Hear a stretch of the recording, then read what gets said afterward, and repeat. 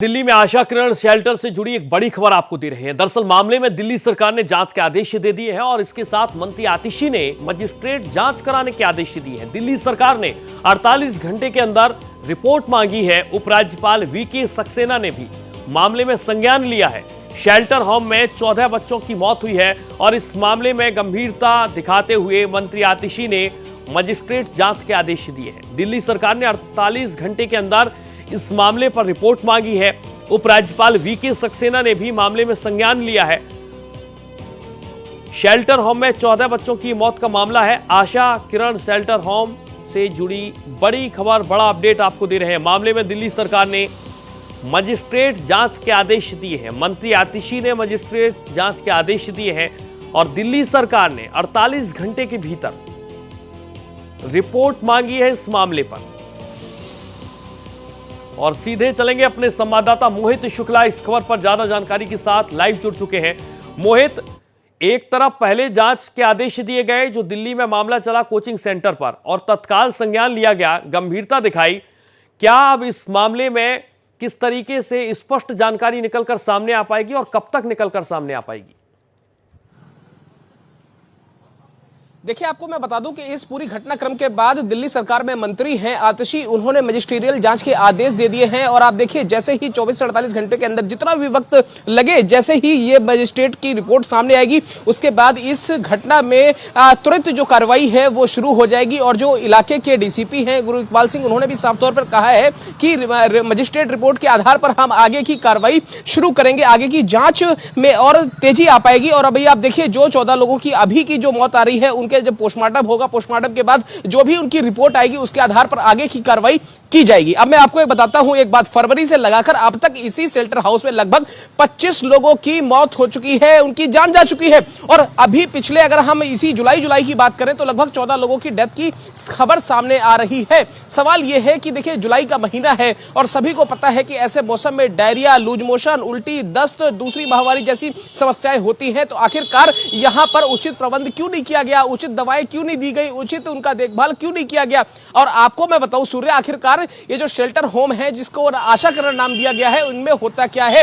दिल्ली के तमाम लावारिस लोग जिनका कोई माँ बाप नहीं है, कोई माई बाप नहीं है, उनको यहां पर लाके रखा जाता है। एक तस्वीर में आपको दिखा देता हूं। मैं इस समय शेल्टर हाउस के बाहर ही हूं और आप देखिए, ये दिल्ली का आशा किरण शेल्टर हाउस है। ये जो मंद बुद्धि विकास गृह है, यहां पर दिल्ली के तमाम जो लावारिस लोग हैं जिनका कोई माई बाप नहीं है, उनको लाकर यहां पर रखा जाता है। और अब आप देखिए, यहां पर ये जो 14 लोगों की जब खबर सामने आई है, मौत की खबर सामने आई है, तो यहां पर अब सियासत भी बढ़ गई है। बीजेपी, कांग्रेस, दूसरी तमाम विपक्षी पार्टियां दिल्ली सरकार पर निशाना साध रही हैं। तो वहीं एलजी साहब ने भी अब कह दिया है कि इसमें कड़ी एक्शन होना चाहिए, जांच की बात उन्होंने भी कह दी है। इसके अलावा एनसीडब्ल्यू की अध्यक्ष है रेखा शर्मा, उन्होंने भी कहा है कि साहब 450 की यहां पर संख्या है, माफ कीजिएगा 250 की यहां पर संख्या है। 450 से ज्यादा लोग यहां पर बिना दवाइयों के, बिना किसी उचित देखभाल के यहां पर रखे जा रहे हैं। तो साहब होगा क्या? और यही वजह है कि ये जो सेंटर है अब उनके लिए एक बाड़ा सा बन गया है, उनके लिए एक मौत का जाल बन गया है, जिसमें फंसकर आए दिन लोगों की डेथ हो रही है। सूर्य, समझने वाली बात है, बड़ी खबर है। बिल्कुल बड़ी खबर है। शेल्टर होम में 14 बच्चों की मौत की वजह क्या है? क्या वजह अब तक सामने निकल कर आई है क्या मोहित? क्योंकि अब सभी की निगाहें हैं। दिल्ली सरकार भले ही तत्काल तरीके से आदेश दे मजिस्ट्रेट जांच के, लेकिन वजह क्या है इन बच्चों की मौत की? देखिए, इसमें जो प्रमुख वजह है जो दिल्ली सरकार की तरफ से शेल्टर के अंदर के जो सोर्सेस हैं वो ये बता रहे हैं कि उल्टी, दस्त, डायरिया और तमाम दूसरी गंभीर बीमारियों के चलते इन लोगों की डेथ हुई है। लेकिन जब पोस्टमार्टम रिपोर्ट सामने आएगी उसके बाद ही पता चल पाएगा कि आखिरकार असली वजह क्या है। 14 लोगों की जान गई तो गई कैसे? क्योंकि एक एक जान की कीमत है, एक एक जान महत्वपूर्ण है।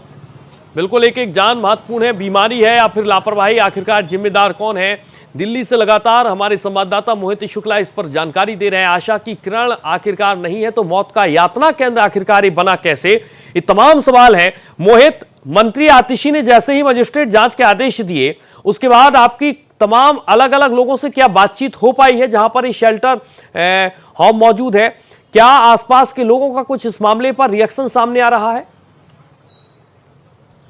देखिए, आसपास के लोगों का यही कहना है कि जो लावारिस लोग हैं, जो इनको बचाकर लाया जाता है, जिनका कोई माई बाप नहीं होता, ऐसे लोग लाके उनको इसी शेल्टर हाउस के अंदर रख दिया जाता है। अब आप देखिए, ये शेल्टर हाउस के गेट अमूमन बंद रहते हैं। कैमरा सहयोगी है हुकुम सिंह लगातार आपको दिखाने की कोशिश कर रहे हैं और मैं आपको लगातार बताने की कोशिश कर रहा हूं। और आप देखिए, ये नीले कलर की आपको ये गेट दिख रहा होगा, ये शेल्टर हाउस का गेट इसी तरीके से बंद रहता है। अंदर क्या चल रहा है, किसी को क्या तकलीफ है, किसी को क्या परेशानी है, पता ही नहीं चल पाता है। और जब देखिए, मैं पहले ही बता चुका हूं, ये लोग लावारिस होते हैं, इनका कोई आगे नाथ न पीछे पगा जैसी इनकी हालत है, तो इनका कोई माई बाप नहीं है, तो अंदर की स्थिति भी पता नहीं चल पाती है। और लगातार आपको मैं बताऊं, इसके अंदर इस तरीके की चीजें होती रहती हैं। कई बार इस तरीके की घटनाएं सामने आ गई, फरवरी में भी घटनाएं सामने आई थी। उसके बाद जब ये चीजें हाईलाइट होती हैं, मामला हाईलाइट होता है, उसके बाद फिर कोई ना कोई आगे जांच की बात कह दी जाती है और इसी तरीके से फिर ये दिन गुजरते जाएंगे, चीजें बदल जाएंगी, सूरत बदल जाएगी, लेकिन सीरत नहीं बदलेगी। बिल्कुल, सीरत नहीं बदलेगी, लेकिन अब जांच के बाद होगा क्या। बहुत शुक्रिया आपका